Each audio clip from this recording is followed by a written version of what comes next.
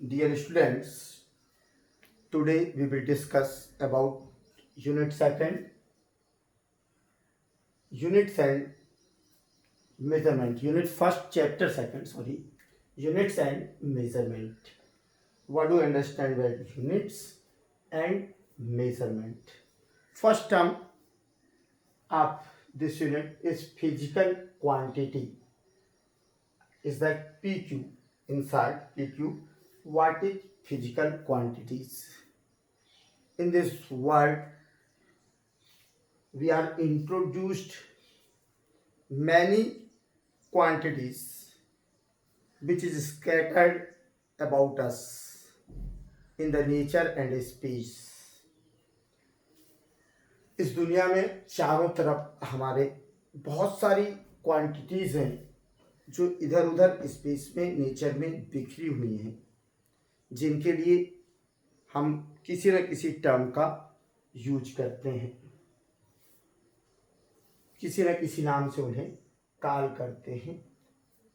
लेकिन सारी की सारी जो क्वांटिटीज हैं, जो मटेरियल्स हैं, जो क्वांटिटीज हैं, they are not physical quantities. यदि किसी की अच्छाई है, बुराई है, हमने कहा कि वो बहुत सुंदर दिख रही है या वो बहुत हैंडसम है, तो how can we measure he is how much smart, he is how much handsome, और she is how much beautiful. इसी तरह से और भी एट्रीब्यूट्स हैं जो हम जानते हैं, लेकिन उन्हें हम मेजर नहीं कर सकते।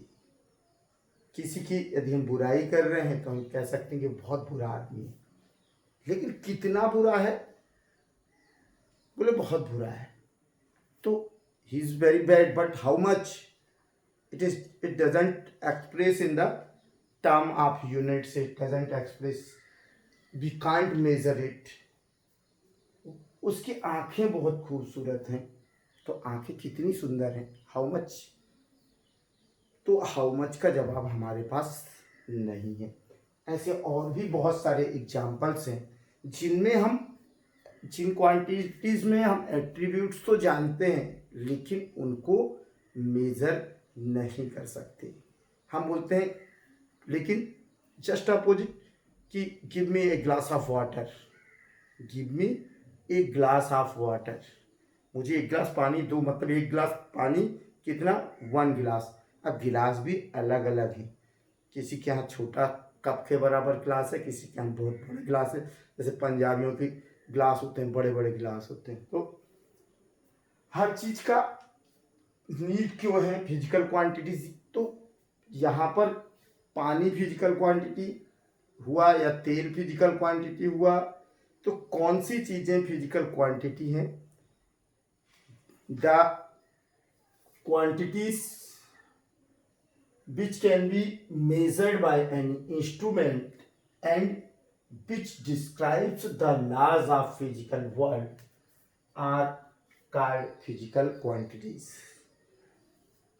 ऐसी जितनी भी भौतिक राशियां, ऐसी जितनी भी राशियां हमारे पास आसपास बिखरी हैं, ऐसी जितनी भी क्वांटिटीज हैं जिन्हें हम मेजर कर सकते हैं, the quantities which can be measured by any instrument, जिसे किसी पर्टिकुलर इंस्ट्रूमेंट के द्वारा मेजर किया जा सकता है, and last it describes and which describes the laws of physical world are called physical quantities. और जो फिजिकल रूल्स जो हम मेजर कर रहे हैं, उन क्वांटिटीज को इंस्ट्रूमेंट के थ्रू मेजर किया जा सके, साथ ही वो फिजिकल वर्ल्ड के लॉज को फॉलो करती हों।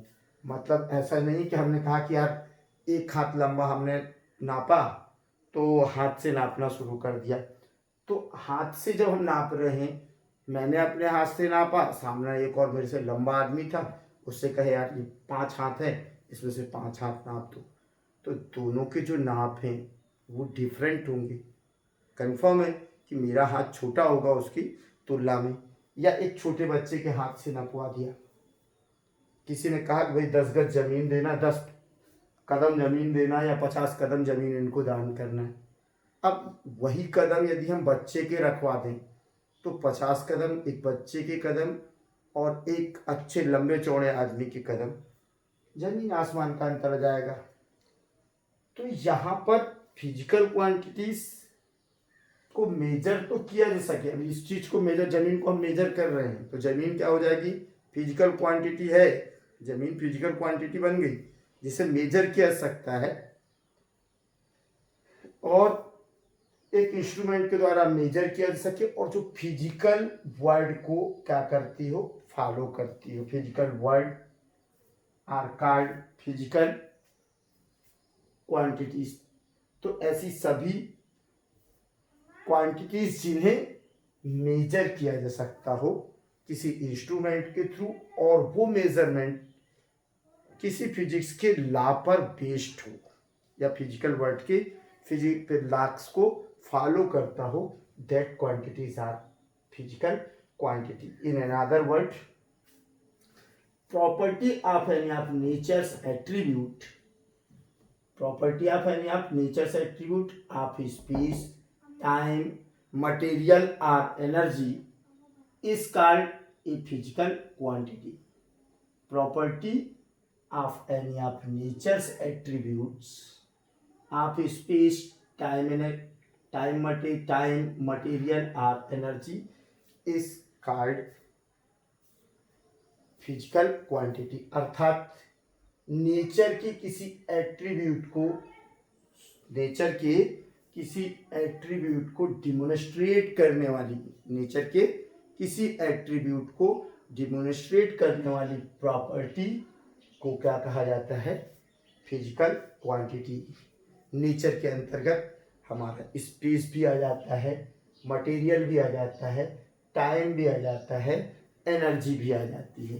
तो कितनी एनर्जी, कितना मटेरियल, अब हमें किसी चीज़ को मेज़र करना है, हमें गेहूँ चाहिए, चावल चाहिए, तो उसके लिए हम किसका यूज करेंगे, मास का। हमें लेंथ देखनी है तो हम किसका यूज करते हैं, लेंथ के लिए मीटर का यूज करते हैं। स्पेस में तो यही है, फिजिकल क्वांटिटीज क्या है, the property of any nature's attribute, property of any of nature's attribute is called a, nature की किसी भी एट्रीब्यूट को, प्रॉपर्टी को शो करना, ये क्या कहलाता है, physical quantity. Second thing, measurement, quantity and measurement. अब मेजरमेंट की नीड क्यों है, तो मेजरमेंट की नीड, हम इसके पहले बार्टर सिस्टम पे काम करते थे, वी यूज बार्टर सिस्टम।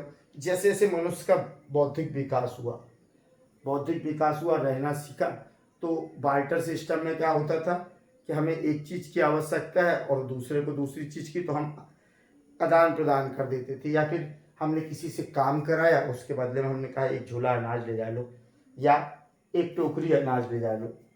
लेकिन जैसे जैसे और डेवलप्ड हुए तो हमने क्या किया, यूनिट, माने हमारे पास यूनिट्स नहीं थे, हमारे पास मेजरमेंट्स नहीं थे। कभी हम हाथ से नाप लेते थे, कभी मुट्ठी से, कभी कदमों से। तो ये हमारे मेज़र करने के तरीके थे। मेज़र करना तो हमें आता था, तो बिना मेज़रमेंट के, अब जो आ रही थी, वो कबीलों में गायें पालते थे, तो उनको अपनी गायों का हिसाब किताब रहता, तो प्रत्येक गाय के पास एक पत्थर रखते थे और उनको कलेक्ट करके बांध लेते थे पोटली के। आई हैव,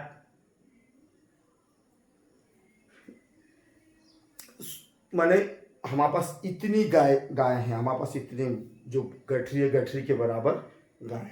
तो मेजर तो करते थे, काउंटिंग नहीं आती थी उन्हें, लेकिन काउंटिंग का प्रोसेस उन्हें मालूम था। काउंटिंग के प्रोसेस के लिए वो उतने सारे पत्थर रखते थे अलग अलग, और बाकी इसी तरह से धीरे धीरे विकास होते गए, नंबर सिस्टम का डेवलपमेंट हुआ, मेजरमेंट का हुआ। तो मेजरमेंट क्या है, the process to compare. Measurement में हमने ये को कंपेयर किया कि हम गायों की तुलना कर रहे हैं, तो गायों के लिए अलग अलग पत्थर रखे, हमने एक गठरी बनाई।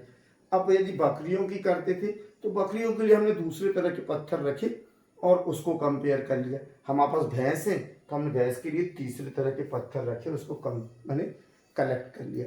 तो हमने सेम टाइप जो अमाउंट था, सेम टाइप जो क्वांटिटी थी, उसको कलेक्ट करने के लिए अलग अलग गठरियाँ बनाई और कंपेयर किया सेम कलर के उससे। 3 कलर में हमने उतने अलग अलग वो किया कि ये गाय का हो गया, ये भैंस का हो गया, ये बकरी का हो गया। तो मेज़रमेंट क्या है? एक कंपैरिजन है। हम एक पर्टिकुलर स्टैंडर्ड क्वांटिटी को मान लेते हैं और उसके रिस्पेक्ट में हम बोलते हैं कि यार हाउ मैनी लॉन्ग, तो हाउ मैनी लॉन्ग का हम जवाब देते हैं। यदि हम हमारी जो स्टैंडर्ड लेंथ है, यदि हम हाथ से नापते थे तो हम कहते थे कि यार इतने हाथ लंबी है।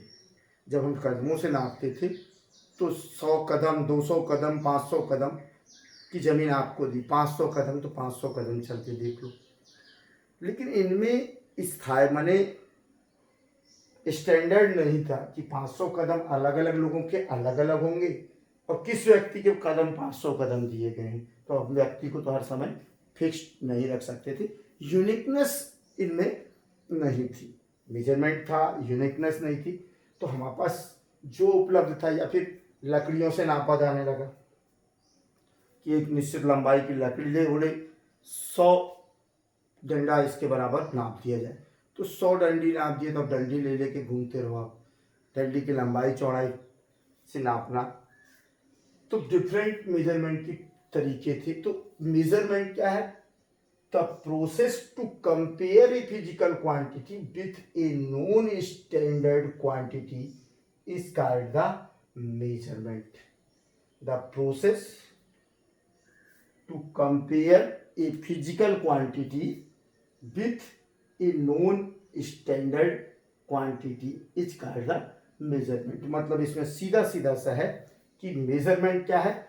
एक प्रोसेस है। Measurement is the process to compare, measurement is the process to compare for which, किससे कंपेयर करने की? तो स्टैंडर्ड क्या दिया है? स्टैंडर्ड क्वांटिटी से, नॉन स्टैंडर्ड क्वांटिटी, किसी नॉन स्टैंडर्ड क्वांटिटी से कंपेयर करने की प्रोसेस को ही मेजरमेंट कहते हैं। किसी नॉन स्टैंडर्ड क्वांटिटी से, किसी नॉन स्टैंडर्ड क्वांटिटी से कंपेयर करने की प्रोसेस, कंपेयर करने की प्रोसेस को हम क्या कहते हैं? मेजरमेंट। जो हमारा स्केल है, स्केल हमारा आधा फुट का होता है, 6 इंच का, 6 इंच का होता है। तो अब हमें कोई चीज़ नापनी है, हम अपनी कॉपी की लेंथ देते हैं, हम अपनी कॉपी की लंबाई नापते हैं। तो हमने कहा कि इसका मान लो 2 स्केल के बराबर आती हो, तो हमने कहा कि एक स्केल तो 2 स्केल के बराबर है। तो 2 स्केल का मतलब हो गया 6, एक स्केल में कितने इंच थे? 6 इंच। तो 2 स्केल में कितने हो गए? 12 इंच। तो यहाँ पर हमारा जो स्टैंडर्ड क्वांटिटी थी वो क्या हो गई? इंचेस थी। स्टैंडर्ड क्वांटिटीज क्या थी? इंचेस थी। और उससे हमने कंपेयर किया कि कितनी, हाउ मच। हमने कपड़े को नापना था, हमने कपड़े को मीटर स्केल उठाया और मीटर स्केल से नाप दिया। 5 बार उस मीटर स्केल को हमने लेंथ में घुमाया, तो 5 टाइम्स घुमाने पे जितना कपड़ा आया उसको काट दिया हमने, सामने वाले को दे दिया। इसका मतलब क्या था? मीटर स्केल का 5 टाइम्स।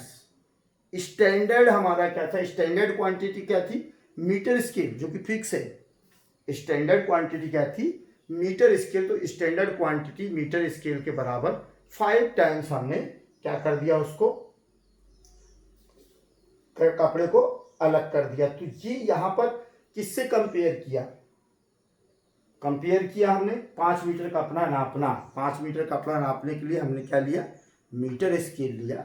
एक मीटर स्केल को 5 टाइम्स इस तरह से 5 टाइम्स कंपेयर कर दिया। किससे? मीटर स्केल से 5 टाइम्स कंपेयर किया तो कितना हो गया? 5 मीटर कपड़ा मेजर हो गया। तो यहाँ पर हमारा नॉन स्टैंडर्ड क्वांटिटी क्या थी? मीटर स्केल, ठीक है। और फिजिकल क्वांटिटी क्या थी? फिजिकल क्वांटिटी हमने कपड़े को मेजर किया, कंपेयर किया। किससे? मीटर स्केल से हमने कपड़े को 5 टाइम्स कंपेयर किया। तो ये जो प्रोसेस है, ये प्रोसेस ही क्या कहलाती है? Measurement. To express the measurement of a physical quantity we require 2 things. पहली चीज कि measurement is the process, measurement is the process to compare, measurement is the process to compare a physical quantity. हम नापने का मतलब है कि किसी फिजिकल क्वांटिटीज की मेजर करना या नापने का आशय है किसी फिजिकल क्वांटिटी का किसी स्टैंडर्ड फिजिकल क्वांटिटी से, नॉन स्टैंडर्ड फिजिकल क्वांटिटी से कंपेयर करना। तो किसी नॉन स्टैंडर्ड फिजिकल क्वांटिटी से कंपेयर करते हुए, नॉन स्टैंडर्ड फिजिकल क्वांटिटी से उसी तरह की किसी अन्य फिजिकल क्वांटिटी की कंपेयर करने की प्रोसेस को, कंपेयर करने की प्रोसेस को मेजरमेंट कहते हैं। तो मेजरमेंट प्रोसेस है। मेजरमेंट की प्रोसेस के लिए हमें दो चीज़ों की आवश्यकता है जो हमारी डेफिनेशन कह रही है। एक standard, non standard physical quantity, one thing non standard physical quantity, और second non standard physical quantity और हाउ मैनी, माने कंपेयर जिसमें हम करेंगे तो हाउ मच इट्स कंपेरिजन, तो कितनी बार हमने कंपेयर किया, कितना उसमें। तो इस तरह से हम कह सकते हैं कि किसी फिजिकल क्वांटिटी को मेजर करने के लिए हमें दो रिक्वायरमेंट है। एक तो स्टैंडर्ड फिजिकल क्वांटिटी जिससे हम कंपेयर करेंगे, और second numerical value, second numerical value की कितनी बार, how many times it is compared with that particular unit, particular physical quantity. तो मैंने उस फिजिकल क्वांटिटी के कितने बार कंपेयर हुआ, कितनी मात्रा ली गई। हमने कहा 100 कदम, तो कदम जो है स्टैंडर्ड फिजिकल क्वांटिटी हो गई किसी व्यक्ति के लिए।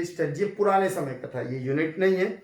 लेकिन जब हम कहते हैं कि मीटर स्केल, तो मीटर स्केल हमारा क्या हो गया, non standard physical quantity. Metre scale is non physical standard quantity.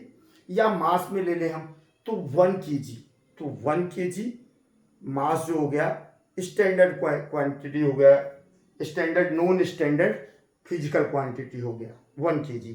अब आप कहते हो 10 kg चाहिए हमें, कोई भी ऑब्जेक्ट 10 kg चाहिए, तो 1 kg को कितनी बार मेजर करेगी 10 kg हो जाए। इट मीन्स 10 kg माने 10 times of kg, 10 times of kilogram. 10 times of kilogram का मतलब क्या हुआ कि 1 किलोग्राम से या तो वो 10 बार मेजर करे, तो जो मटेरियल होगा दैट इज 10 kg। तो यहाँ पर जो 10 है वो न्यूमेरिकल वैल्यू है, और कंपेरेबल वैल्यू कौन है, नॉन स्टैंडर्ड फिजिकल क्वांटिटी कौन है, किलोग्राम।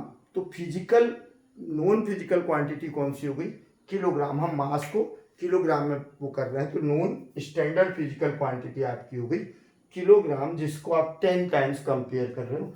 तो दो चीज़ें रिक्वायर है, जब हम कंपेयर करते हैं तो हमें एक न्यूमेरिकल वैल्यू मिलती है, तो एक न्यूमेरिकल वैल्यू, दूसरा physical quantity, non standard physical quantity. इसी चीज को लिखा है कि to express the measurement of a physical quantity we require two things. First, the unit in which the quantity is measured.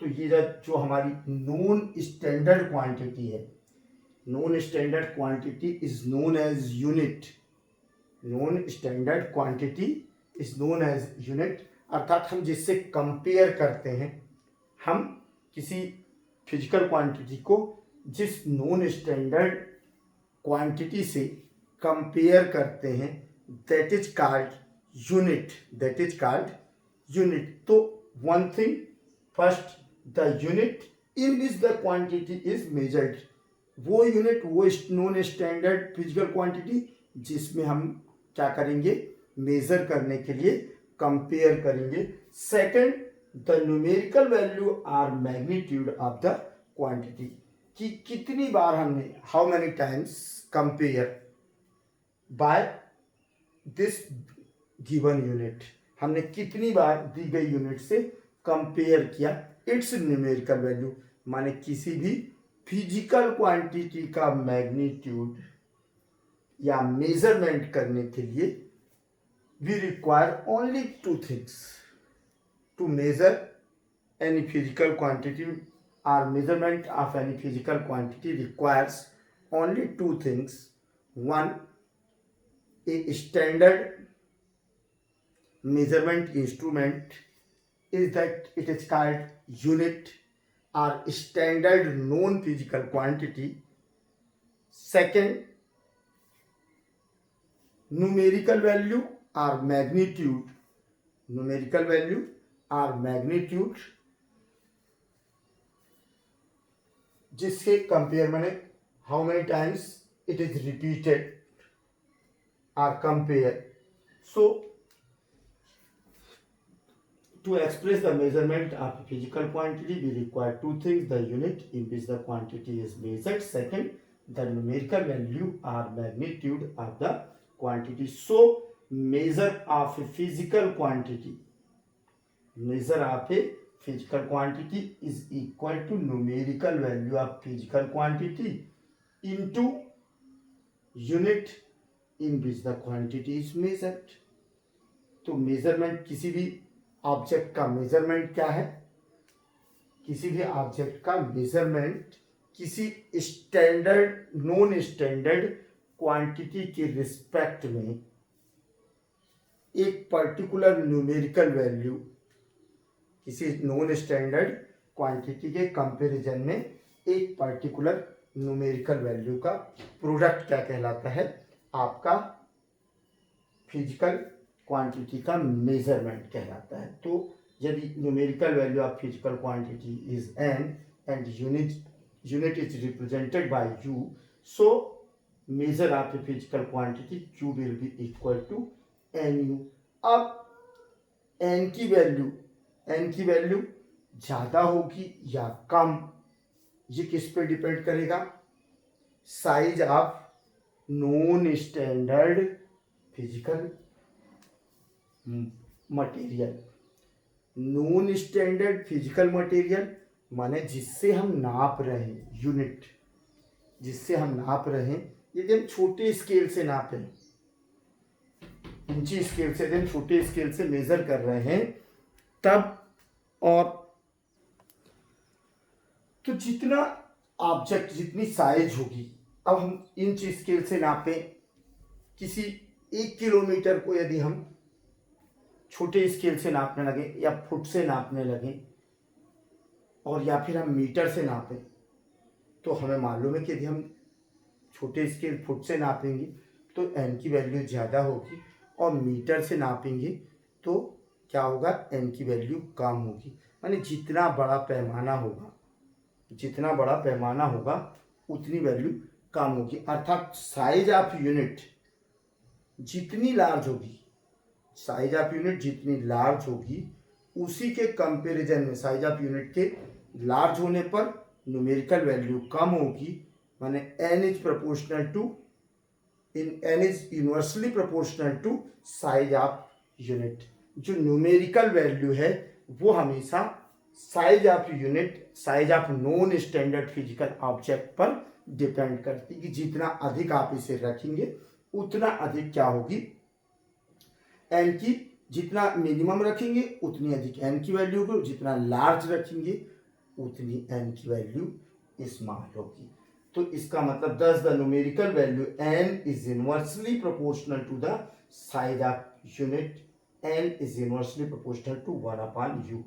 Physical unit हमने पढ़ा, physical quantity, now measurement, then physical unit. The standard amount of physical quantity chosen the measure the physical quantity of the same kind is called a physical unit. Now अभी तक हमने unit की बात की. Non standard physical quantity, non standard physical quantity which is used to measure any physical quantity which is used to measure same kind physical quantity is known as physical unit.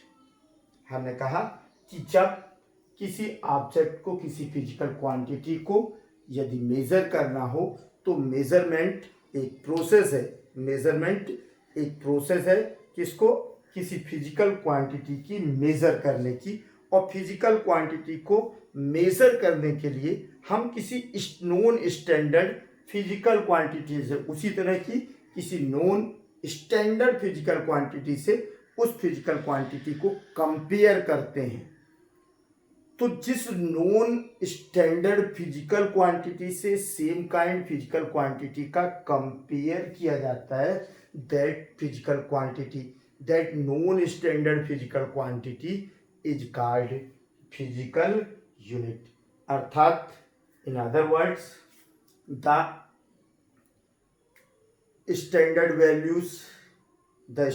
values which is used, the standard physical quantities which is used to measure any physical quantity, the standard physical quantity which is used to measure same kind physical quantity in this world is known as physical unit। माने physical quantities को major करने के लिए जिन physical quantities का, उसी तरह की जिन physical quantities का, जिन standard non standard physical quantities का यूज किया जाता है, उन्हें हम फिजिकल यूनिट कहते हैं।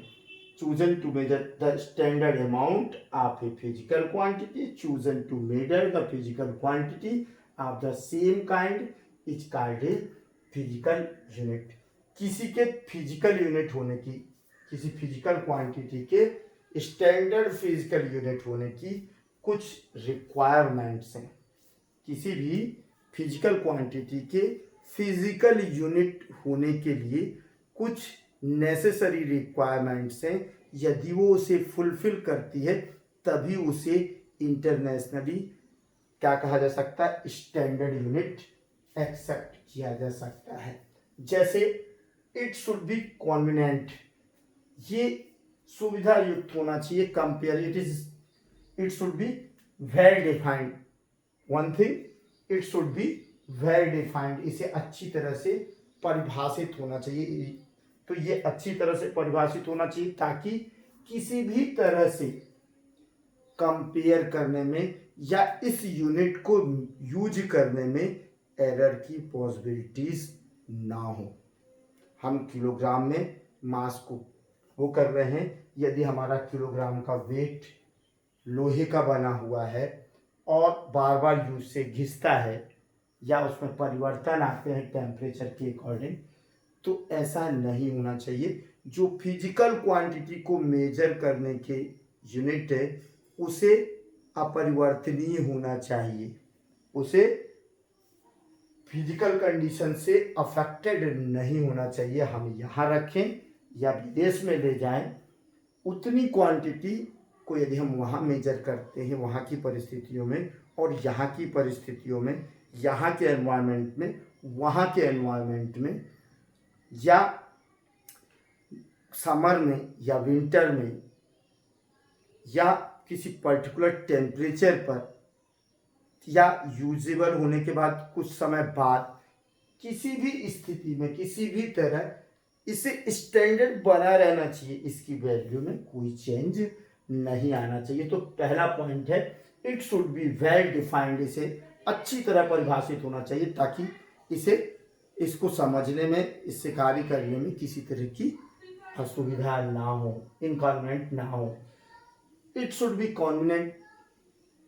Third, it should not change with time, इसे टाइम के अकॉर्डिंग किसी भी स्थिति में चेंजेबल नहीं होना चाहिए कि नेचर से रिएक्शन करे या किसी तरह का टाइम के रिस्पेक्ट में इसमें किसी भी प्रकार का चेंज नहीं आना चाहिए। जैसे सोना भी है तो रखे रखे धीरे धीरे एयर से भी क्षरण होता है, घुलता है, तो वैसा कुछ भी नहीं होना चाहिए। जिस यूनिट को, जिस फिजिकल क्वांटिटी को नॉन स्टैंडर्ड यूनिट के रूप में यूज किया जा रहा है उसे क्या होना चाहिए, टाइम के साथ चेंज नहीं होना चाहिए। It should be reproducible, it should be reproducible, तो इसका रिप्रोडक्शन पुनर्निर्माण किया जा सकता हो, माने यदि समाप्त हो गई तो फिर से इसे बनाया जा सके।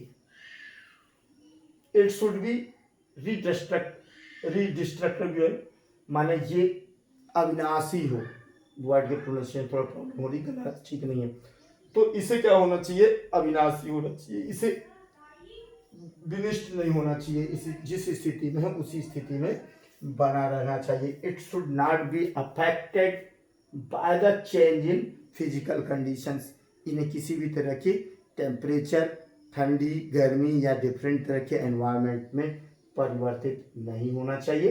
It should be internationally acceptable, इसे अंतर्राष्ट्रीय स्तर पर स्वीकार किया जाना चाहिए, ताकि हम किसी फिजिकल क्वांटिटी के मेजरमेंट को इंडिया में कर रहे हैं तो अमेरिका में भी वही बना रहे, और इसमें किसी तरह की जो इंटरनेशनल ट्रेडिंग है उसमें किसी तरह की हेरफेर की संभावना न रहे, कहीं भी इस तरह की कंट्रोवर्शियल कंडीशन प्रोड्यूस ना हो।